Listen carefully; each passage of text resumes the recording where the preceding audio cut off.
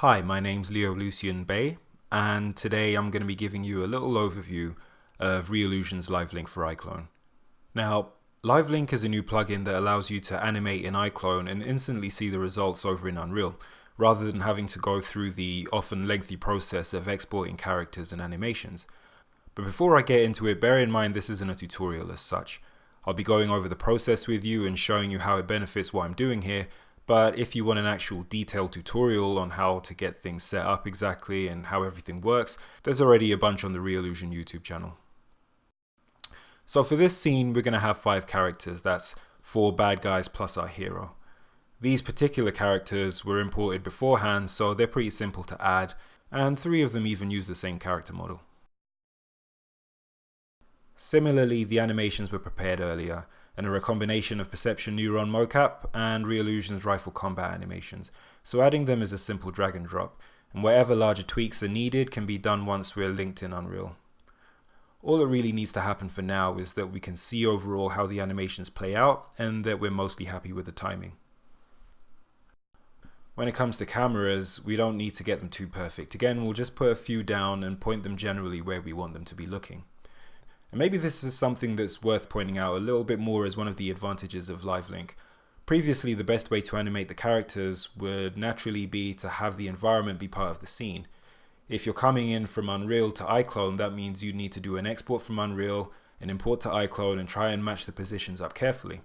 But now we don't need to do that, and here, as you can see, we don't have a set in the background in iClone, because in Unreal, we'll have a perfect view of where the characters are in relation to the environment. So in a moment, I'll hit the transfer button and send the characters and animations over, but first let's do a quick review.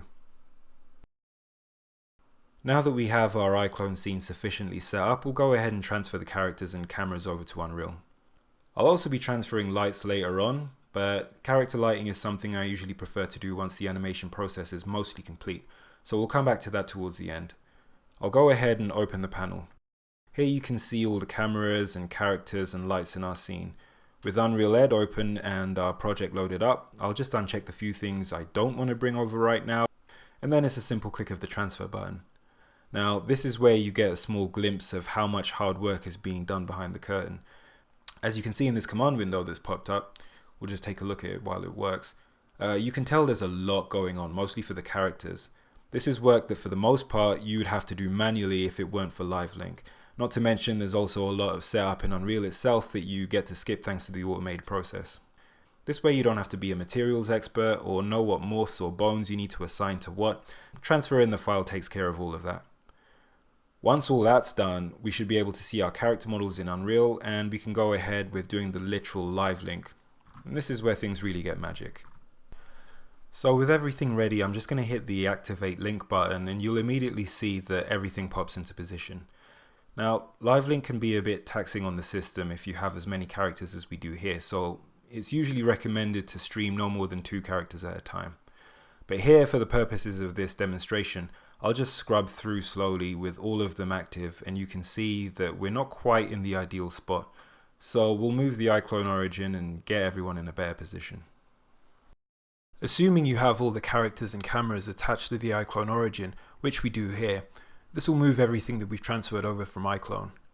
This is usually the first step in orienting the scene and making sure it matches the Unreal environment we're working with. Of course, it will probably be necessary to move the individual characters a bit, and this is why I didn't want to put too much detail into the initial animation phase. If you're working on a scene with less characters than I have here, it'd save you time to just drop them in iClone, do the transfer, and then just work with LiveLink from the very beginning of the animation process. Now that everyone's generally where they need to be, I'm going to focus on just 2 of them at a time, since that will improve the performance significantly. There really shouldn't be too many scenarios where you're controlling this many characters at once.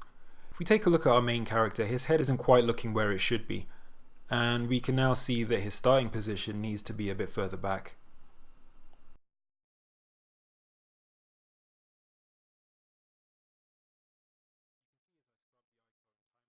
The framing of the camera and movement of the character is an exact match, and it's pretty much instant between iClone and Unreal. We may not be getting a perfect view of Unreal now because I'm trying to share one monitor between Unreal and iClone just for this video, but as I move the rotation gizmo in iClone, we see the head move to in Unreal and can see things in relation not only to the characters but also to the environment in Unreal.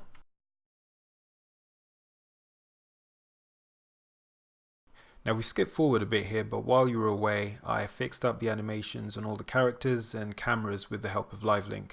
Camera control is for the most part the same as manipulating the characters. You move it in iClone and you see the result in Unreal. But what I really want to show you is the depth of field.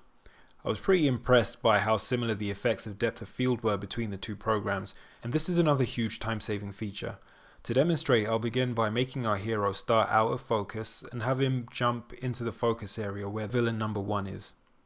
As you can see, when I scrub through, our hero starts to come into focus at the same time in both iClone and Unreal, but thanks to LiveLink we have the added bonus of seeing exactly what the effect is on the environment.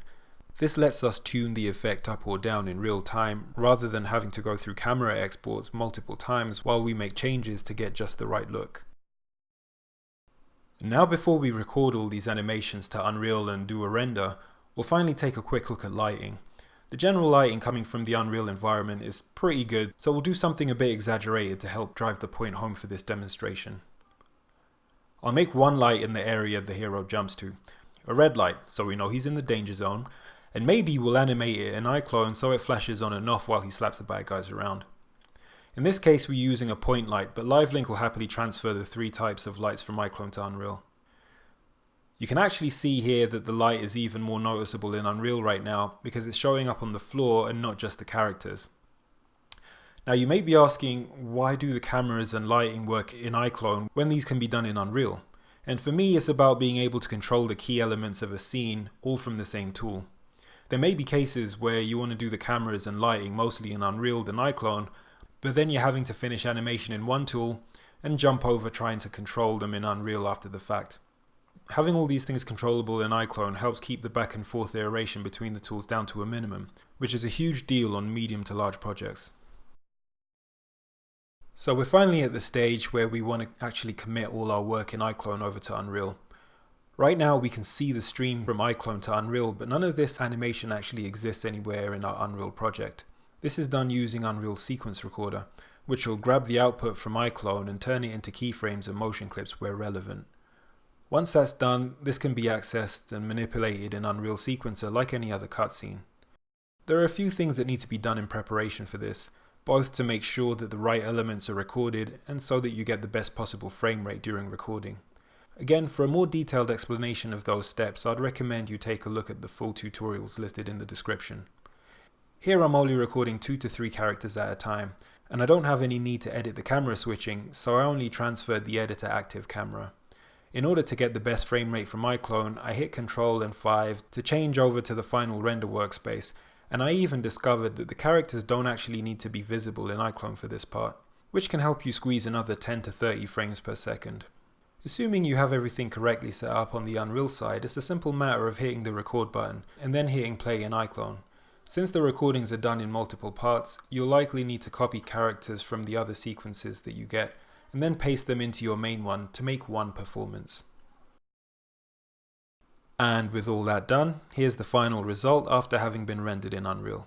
Whether you're coming from Unreal hoping to find an easy way to animate characters, or whether you're coming from iClone looking for a way to take advantage of Unreal's amazing visual quality, I hope this video has been useful. I'm Lucien-Bay, and hopefully I'll see you next time. Peace.